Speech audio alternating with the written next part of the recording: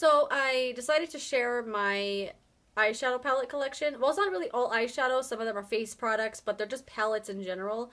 Palettes are one of my favorite things. I'm just a sucker for a good palette. Even if it's not a good palette, it's just something I want to try. I just love having all those options, and I'm a big fan. So I'm going to probably split the video up into two parts, because if I do it all in one go, it's going to be 30 minutes long. So I'm going to share probably about 15 palettes in this video, give you my quick thoughts and, what I think about it, and also show some of my all-time favorites. So here we go. So first off, I have a couple of palettes from Makeup Forever. These are the Artist Shadows 2 and 3. This is number 2. This is freaking beautiful. If you've never tried Makeup Forever eyeshadows, they will change your life. They're like unlike any formula I've ever seen before. They're like creamy, but not like cream eyeshadow. They're still powdery, but they have just something amazing in them. This pink one is one of my favorite pinks ever.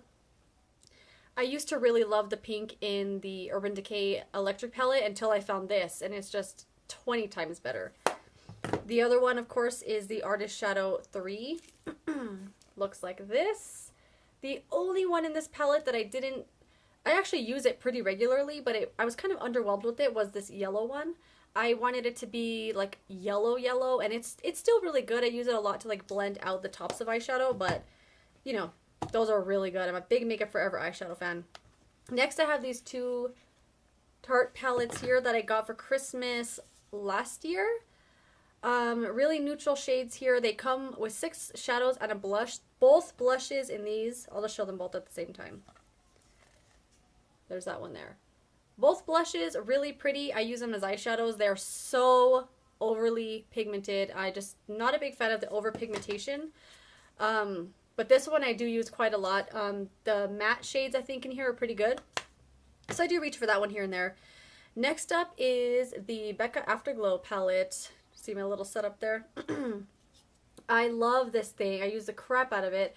It comes with 2 mineral blushes and 3 shimmering skin perfectors. I love this.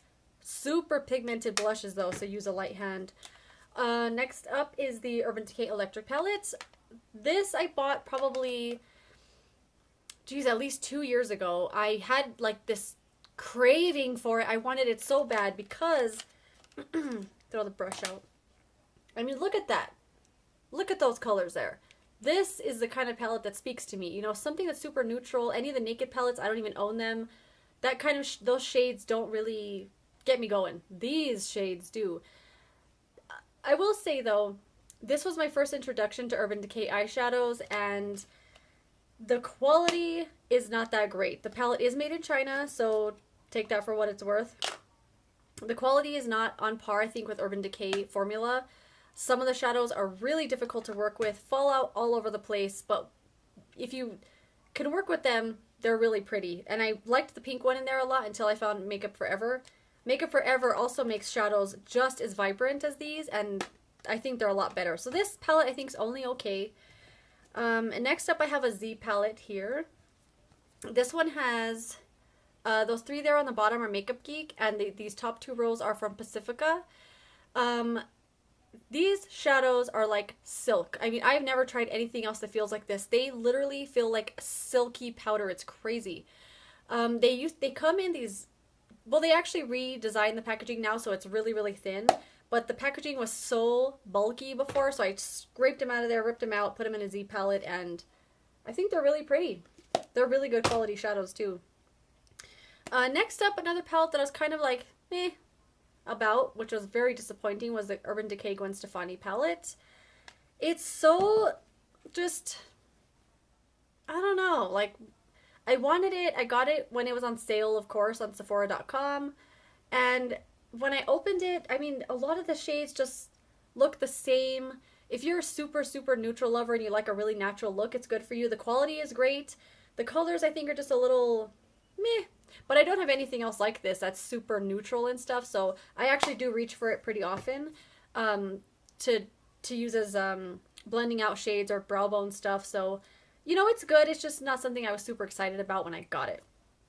And now one of my favorite palettes of all time is this one from Makeup Forever that came out for holiday last year. This thing is just so awesome. This was the first Makeup Forever thing I ever had. My boyfriend had bought this for me. We went Black Friday shopping last year. It wasn't on sale or anything. I just happened to see it and was like, ooh, pretty. And he bought it for me and I couldn't believe it. I love it so much. This one right here I use almost every single day, as well as this one. That red one's awesome. The purple, the blue.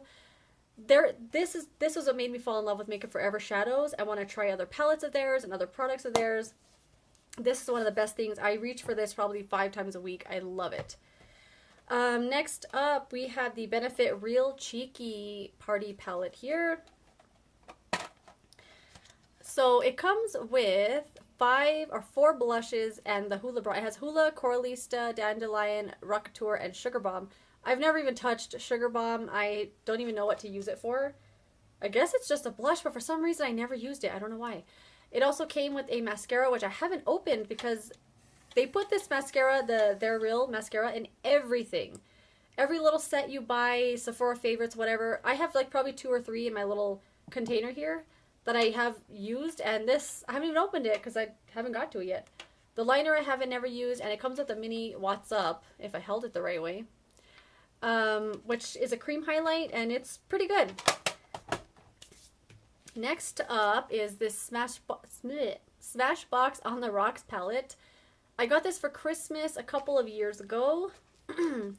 Looks like that. I really like this palette. I reach for a lot of the jewel tones more than the neutral stuff, but lately I've been kind of liking neutral shadows, and it's kind of weird for me because that's not normally my thing. The shadows, I think, create a lot of fallout, but they have a good lasting power and everything, and, you know, it's a good solid palette. Next, we got the Kat Von D. I think this is called the Monarch palette. I know she had one called Chrysalis as well. I think this is the Monarch. This one is freaking beautiful. This is one I do put on with my fingertips only, and I blend out just the edges with the brush because you put a brush in here, there's kick up everywhere, you gotta blow on it, there's just fallout galore, but they blend real nice, they last a long time, and I love it. I really like this palette a lot. It's really good. How long is that? 7 minutes? Maybe I'll finish up this container here. I have another Z palette from Sephora. No Sephora shadows in here though. So right here you can tell that right there is some Wet n Wild. I think Comfort Zone palette. These 2 right here are 2 from Circa. Single shadows that they have. They're real big pens, but the packaging was really bulky. And all these little squares in here are from an Ulta like gift set that I got for Christmas several years ago. Not several, maybe 3 years ago. They're really solid shadows. They're all good. This is why I kept all of these. I like them a lot. I do reach for them semi-regularly, and they're good. I was very surprised at how good they were. I have next here 3 Smashbox. These were from holiday last year, I think, as well. They just look like this. All 3 are set up the same with 2 of their quads and a blush. All 3 blushes in here are super over pigmented. I really use a light hand with them, but they last forever, and they're really pretty. They also double as shadows, I think. There's that one, and next up is this one. This is my favorite of the 3. This one right here is really, really good. The blush on this is surprisingly not over pigmented like the other ones. Like that one a lot. And the last 2 I have in my little container here is this, what does it say? Wonderful Dreams. It's a Sephora brand eyeshadow thing that they brought out last year for holiday.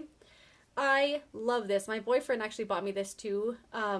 It's just 4 shadows here. This one I use all the time. These 2 right here are really, really good. Those 2 right there are really pigmented, so I find I make a mess with them. The silver one here is actually super awesome. Not a lot of glitter in it. It's just a really nice, solid silver eyeshadow. I like that one a lot. And the last one I'm going to mention in this video is one that I recently put together with Makeup Forever. And it's 3, I mean, who puts together a trio with these colors in it? I do, because they're awesome. Of course, no names or anything. This one here has to be my favorite of the three. It's like a red with a hint of orange in it, but depending on how heavy you go with it, you could do it. It'll look orange. It'll look super deep red.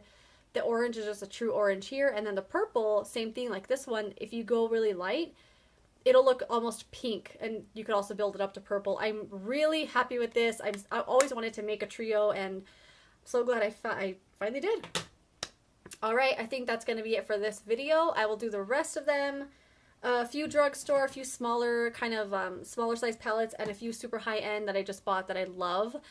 I'll see that, or you will see that in part 2. Okay, bye.